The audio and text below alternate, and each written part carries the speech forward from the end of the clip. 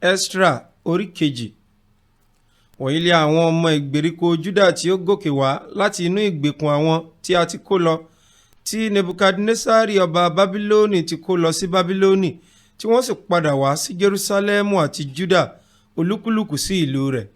Àwọn tí ó bá Zerubbabeli wá: Jeshua, Nehemiah, Serahiah, Relaiah, Mordecai, Bilshani, Mispari, Bigfai, Rehumu, Baana. Iye àwọn ọkùnrin nínú àwọn ènìyàn Israẹli, àwọn ọmọ Paroṣi 818. Àwọn ọmọ Ṣefatiah 428. àwọn ọmọ Ara 1015. àwọn ọmọ Pahati Moabu nínú àwọn ọmọ Jeshua àti Joabu 1412.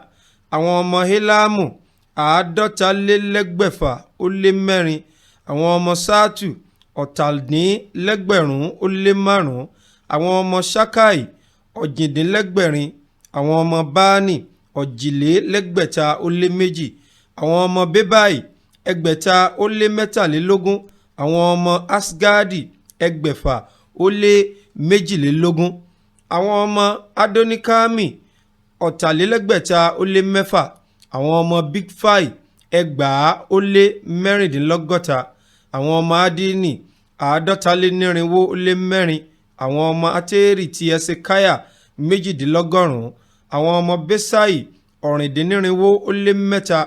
àwọn ọmọ Jora 152. àwọn ọmọ Ashumu 243. àwọn ọmọ Gibari 95. àwọn ọmọ Betlehemu 164. àwọn ènìyàn Netofa 160. àwọn ènìyàn Anatotu 118. àwọn ọmọ Asmafeti 140. àwọn ọmọ Kirjat Arimu, Kefira àti Beroti 703. àwọn ọmọ Rama àti Gaba 611. àwọn ọmọ Mikmasi 120. àwọn ènìyàn Beteli àti Ai 243. àwọn ọmọ Nebo 52. àwọn ọmọ Magbishi 116. àwọn ọmọ Elamu èkejì 604. àwọn ọmọ Arimu 400. àwọn ọmọ Lodi, Adidi àti Hono 405. àwọn ọmọ Jericho 405. àwọn ọmọ Sana 1830.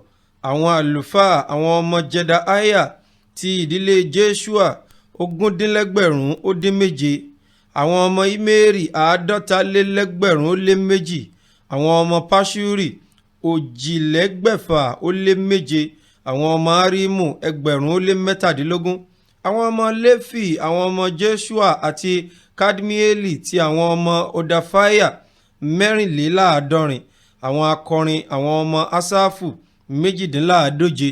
àwọn ọmọ àwọn adènà: àwọn ọmọ Ṣalumu, àwọn ọmọ Ateri, àwọn ọmọ Talmoni, àwọn ọmọ Akubu, àwọn ọmọ Atita, àwọn ọmọ Shobai, gbogbo wọn jẹ́ 139.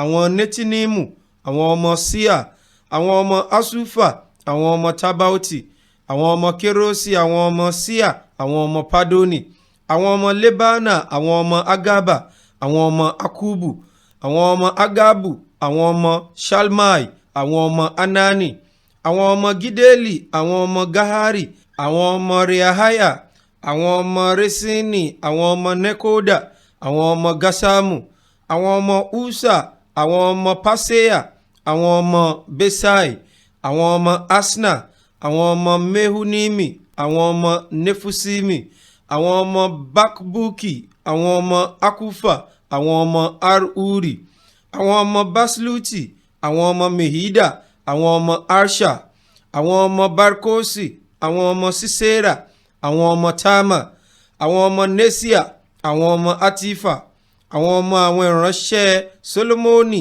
àwọn ọmọ Sotai, àwọn ọmọ Sofereti, àwọn ọmọ Peruda, àwọn ọmọ Jaala, àwọn ọmọ Darkoni, àwọn ọmọ Gideli, àwọn ọmọ Shefatiah, àwọn ọmọ Atili, àwọn ọmọ Pokereti ti Sebaimu, àwọn ọmọ Ami.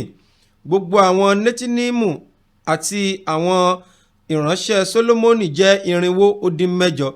Àwọn wọ̀nyí ni ó sì gòkè wá láti Telmela, Telkarsa, Kerubu, Adani àti Imeri, ṣùgbọ́n wọn kò lè fi ìdílé bàbá wọn hàn àti irú ọmọ wọn bíi ti inú Israẹli ni wọ́n ṣe. Àwọn ọmọ Delahaya, àwọn ọmọ Tobaya, àwọn ọmọ Nekoda 652. Àti nínú àwọn ọmọ àwọn àlùfáà, àwọn ọmọ Abahaya, àwọn ọmọ Akosi, àwọn ọmọ Basilai tí ó fẹ́ ọ̀kan nínú ọmọ Basilai obìnrin ará Gileadi lé aya, a sì pè é nípa orúkọ wọn. Àwọn wọ̀nyí ni ó wá ìwé ìtàn wọn nínú àwọn tí a ṣírò nípa ìtàn ìdílé, ṣùgbọ́n a kò rí wọn. Nítorí náà lè a ṣe yọ wọ́n kúrò nínú oyè àlùfáà. Baálẹ̀ sì wí fún wọn pé kí wọn kí ó má jẹ nínú mímọ́ jùlọ títí àlùfáà kan yóò fi dìde pẹ̀lú Úrímù àti pẹ̀lú Túmímù. Àpapọ̀ gbogbo ìjọ náà jẹ́ 2,138 lí àìka ìránṣẹ́kùnrin wọn àti ìránṣẹ́bìnrin wọn tí ó jẹ́ 6,453. Igba akọrin ọkùnrin àti ọkùnrin obìnrin ló sì wà nínú wọn. Ẹṣin wọn jẹ́ 7,416. Ìbáka wọn 2,205. Ìbákasíẹ̀ wọn 435. Kẹ́tẹ́kẹ́tẹ́ wọn 6,280. Àti nínú àwọn olórí àwọn baba, nígbà tí wọ́n dé ilé Olúwa tí ó wà ní Jerúsálẹ́mù, wọ́n sì ta ọrẹ àtinúwá fún ilé Ọlọ́run láti gbé e dúró ní ipò rẹ̀. Wọ́n sì fi sínú ìṣúra iṣẹ́ náà gẹ́gẹ́ bí agbára wọn 300 ìwọ̀n dírámù wúrà, ó lé 1,025 mínà fàdákà àti 100 ẹ̀wù àlùfáà. Bẹ́ẹ̀ lé àwọn àlùfáà àti àwọn ọmọ Léfì àti òmíràn nínú àwọn ènìyàn àti àwọn akọrin àti àwọn adènà àti àwọn Netinimu ń gbé ìlú wọn. Gbogbo Israẹli sì ń gbé ìlú wọn.